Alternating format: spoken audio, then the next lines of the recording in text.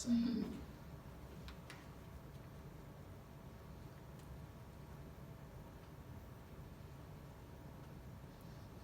What do people like Steve Jobs, Mark Zuckerberg, and Vince Lombardi have in common?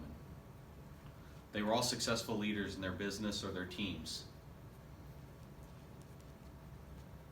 Many of you have probably had a great coach or a great leader in your life that have helped you.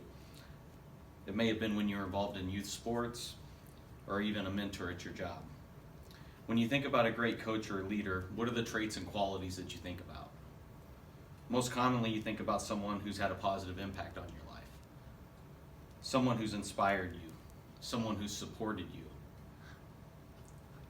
This person has probably challenged you. They've helped you become better at something than you were prior to knowing them. Those are the types of people that have learned to build effective teams. Because of this, they are extremely successful. In order to build effective teams, leaders must communicate well. They must be able to connect their team members to a bigger purpose. And they must be able to develop and coach their team members along in their career development. I'm going to speak to you about these qualities today. When we are done, you're going to have some tangible actions that you can take back to your teams to help improve your team effectiveness. So first, let's focus on communication. In order to build effective teams, you must be a good communicator with all team members. Without communication, team members may feel left out and unimportant. People generally have a thirst for knowledge and feel empowered when you share that knowledge with them.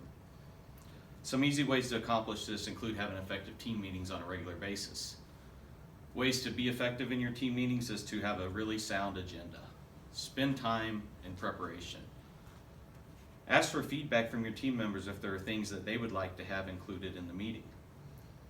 Make sure you give plenty of notice as to where it's going to occur and when. And always communicate the agenda prior to the meeting so everyone can be prepared. When you do these things, this allows you to have constructive communication and communicate on those important things that matter. And since your team has had input, you should be able to expect better participation from those teammates. Another great way to communicate with your team is through one-on-one meetings. By show of hands, how many people have one-on-one meetings with their superiors or with their team members on a regular basis?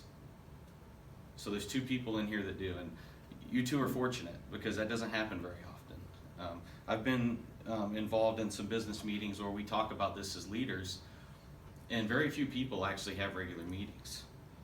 Wow. Take Mark Zuckerberg, for example. In a live stream on Facebook with his COO, Sheryl Sandberg, he stated that they have one-on-one meetings at the beginning and end of every week for 8 years. The 8 years that she's been with the company, they've had one-on-one meetings every week. So they obviously know the importance of one-on-one value. This is a company that's had extreme success. When they went public, their stock started off at $75 a share and now is triple that. Think about the power of having one-on-one communication with your team members weekly. If you can make the time to sit down, listen to your team, provide feedback, receive feedback, what do you think you can accomplish by doing this? I can tell you, this communication with your team will provide a purpose, it'll build a positive culture, and it will create accountability. Take advantage of the opportunity, and please do not forget to listen to your people. While communication is extremely important in building effective teams, that's not the only thing that's required. Another thing is being able to get your team engaged. Unfortunately, this isn't an easy task. According to Gallup's State of the American Workforce report, 2/3 of Americans in the workforce are not engaged. So think about that for a second. What does engagement really mean? It's not an easy answer, but the best way I can describe it is being able to connect your team to a greater purpose.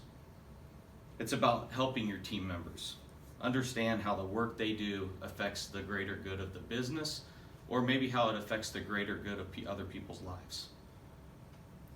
It's important to inspire passion in their work. Think about what you feel like when you're engaged in something. You lose track of time, or time flies by.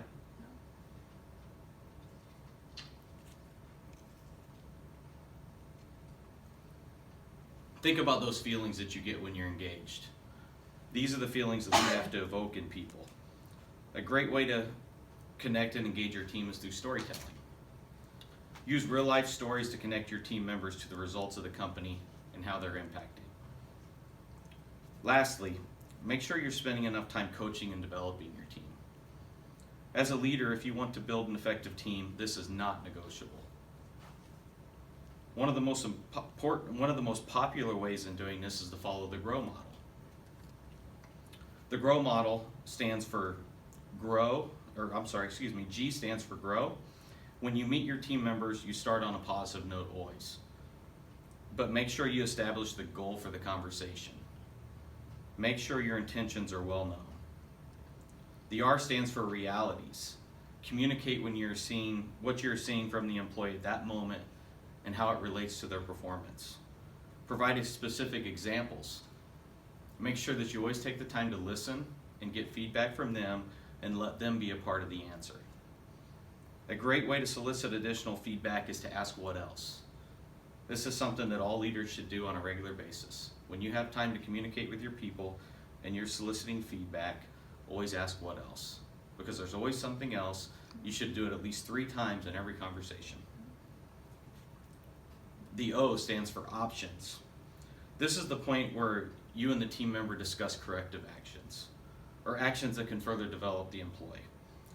Make sure you ask open-ended questions. Work together for solutions, and again, don't be shy about asking what else. Lastly, the W. The W stands for way forward. This is where you establish next steps. Set a follow-up meeting. Determine the resources that they may need to help them achieve their goals. If you can implement this one process, you will see the results of your team improve.